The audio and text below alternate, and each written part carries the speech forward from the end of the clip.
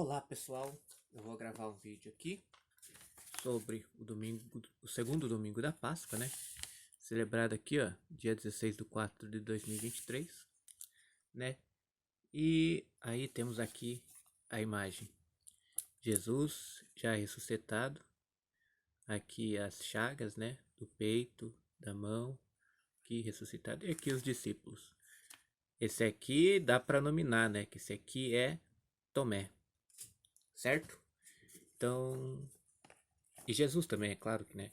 Jesus aqui iluminado, né? Ó, então vamos lá. Iluminado representando a luz. Luz que guia os nossos passos. Luz em oposição à escuridão. Então vamos lá aqui, ó. Então, né? Leitura do livro dos Atos dos Apóstolos, capítulo 2, versículo 42 e 47. É uma leitura meio curta, né? Então vamos lá aqui, ó. Leitura dos Atos dos Apóstolos. Os que haviam se convertido eram perseverantes em ouvir o ensinamento dos apóstolos, os que tinham se convertido a Jesus Cristo, pela pregação dos apóstolos. Ó, eram perseverantes. Perseverar não é o mesmo que insistir, mas sim manter-se firme. Ó, perseverantes. Em ouvir, eles ouviam, os que haviam se convertido ouviam o ensinamento dos apóstolos. Na comunhão fraterna, ela ela tem origem, a palavra é de origem latina, de fraterno, que tem relação a irmão, que é frater em latim, certo? Então o que aqui tem aqui, ó, a comunhão fraterna, a comunhão entre os irmãos, né? Na qualidade de irmãos, ó, na fração do pão e nas orações. Daí um ponto ali, ó. E todos estavam cheios de temor, todos. Todos é totalidade, né? Tanto os apóstolos quanto os convertidos aqui, ó. Todos estavam cheios de temor por causa dos numerosos prodígios e sinais que os apóstolos realizavam. Mas obviamente o texto faz uma referência propriamente aos que se converteram. Certo? Aí todos estavam cheios de temor por causa dos numerosos prodígios e sinais que os apóstolos realizavam. Entretanto, aqui, o que acontece? O temor dos apóstolos já era o santo temor, o dom do Espírito Santo, né? E quem realizava, e através dos prodígios, os convertidos, eles também eram, digamos assim, eles tinham o primeiro contato com do temor, né? Porque o temor, o que vem a ser temor? Temor vem a ser medo. Entretanto, a acepção da palavra, a suplência do termo medo, ele pode ter alguns significados diferentes, né? Por exemplo, existe o medo covarde.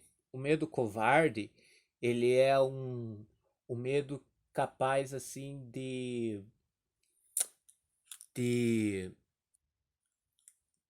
de excluir a pessoa de alguma situação. A pessoa tem medo de se expor, medo de combater, não um combate em relação à violência, mas um combate no sentido de dominar alguma fraqueza ou dominar alguma imperfeição, né? Uma imperfeição assim de compreensão, uma de vivência, assim, nesse sentido, o medo covarde, capaz de excluir a pessoa de uma situação.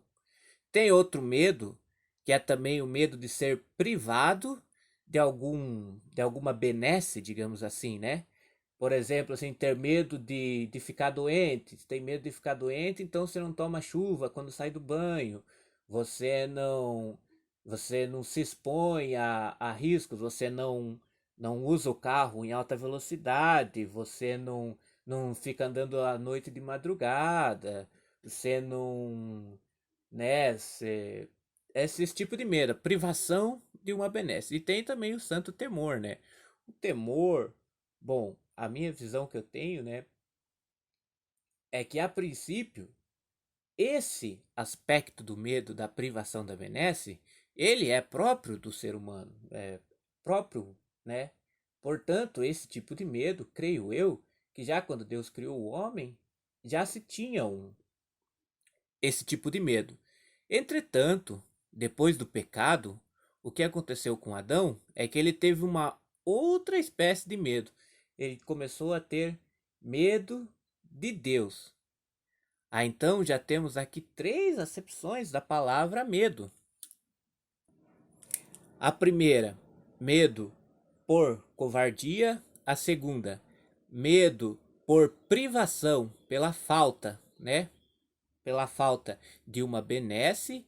E aqui ainda o medo que se tem de Deus, né? E agora ainda tem uma quarta acepção da palavra medo, que é aqui do termo temor, né? Que é o santo temor. Que é que vem a ser o santo temor? O santo temor vem a ser a reconhecer a soberania e magnificência de Deus. É, como por exemplo lá na transfiguração, né? Quando Jesus se transfigurou, depois os apóstolos tiveram medo, porque o contato direto com Deus, né? É, esse medo, ele é proveniente da concupiscência do pecado, certo? Da carne que compartilhamos com Adão. Aí o que ainda recorrendo à transfiguração, o que acontece? Para se livrar dessa espécie de medo, aí vem Jesus com seu amor e fala: "Não tenhais medo. Eu estou aqui", certo? Então tá aqui. Então vamos temor, né? Todos estavam cheios de temor, porque a experiência, por exemplo, né, nos últimos dias que passou foi quando os apóstolos estavam indo para o templo e daí havia um paralítico. Eles falaram: "Levanta-te e anda. Não tenho ouro nem prata para te dar." O paralítico pedia esmola. Eles falam: "Não tinha nem ouro nem não tenho nem ouro nem prata para te dar, mas o que eu tenho eu te dou. Em nome de Jesus Cristo, levanta-te e anda." Ele andou e glorificou a Deus, né? Tá lá nos Atos dos Apóstolos também.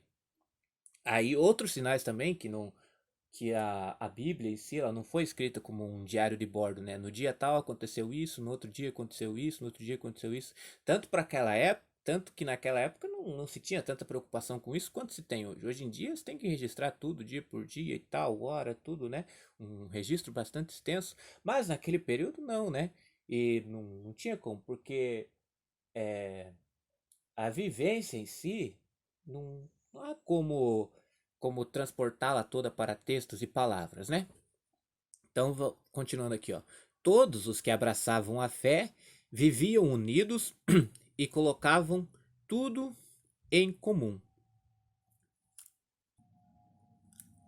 Ó, vendiam suas propriedades e seus bens e repartiam o dinheiro entre todos, conforme a necessidade de cada um. Então aqui não é uma partilha assim de, de desprezo ou é, ou a vivência de fé no sentido escapista. Ah, não, então eu tô com Deus, vivo com Deus e o mundo não me interessa. Não.